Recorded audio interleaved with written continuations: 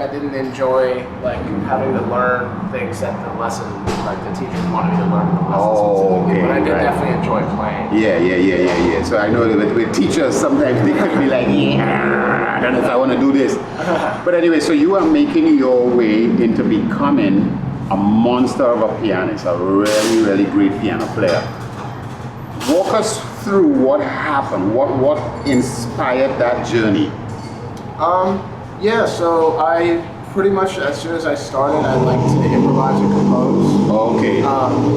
So I actually, between living in Houston and living in New Jersey, I lived in Paris for a year. Right. When I was about 6. And I would get up in front of my music class and I would improvise. Oh. You know. And at this time I hadn't played jazz, I was only just playing classical music. Okay. I was playing, I was doing whatever the teachers told me to do. But I would improvise, and then my teacher at the school at the time was a jazz musician, and she saw that I enjoyed to improvise and I liked composing, so she thought that I should get, jazz lessons. So that's when I started. And then when I was 7, I moved to New Jersey. Right. And then I went through various programs like in the kind of New York area.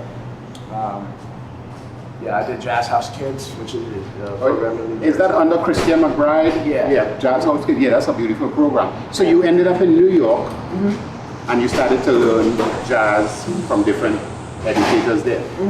Okay. So then at some point, I imagine you are making your way into bands, playing, going to jam sessions. Yeah. I actually went to New York for the first time when I was like 9.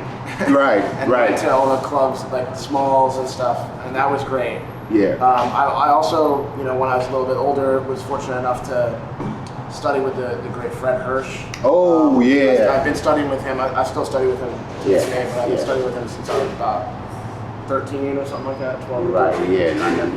Well, once you enter into that world of Fred, you would be on the right track in learning the language for this music jazz. Yeah. I see that you've also been playing with some of the heavy hitters in New York.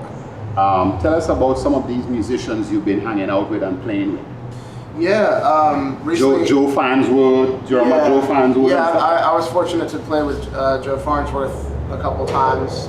Recently I played with Ambrose Akinmusire at Harlem Stage that he did a commission for. That was great because I've always been a big fan of his music. It's just great to get to sort of meet a lot of people that I grew up listening to. Right. I get to see how their personalities and their music like overlap. Yeah.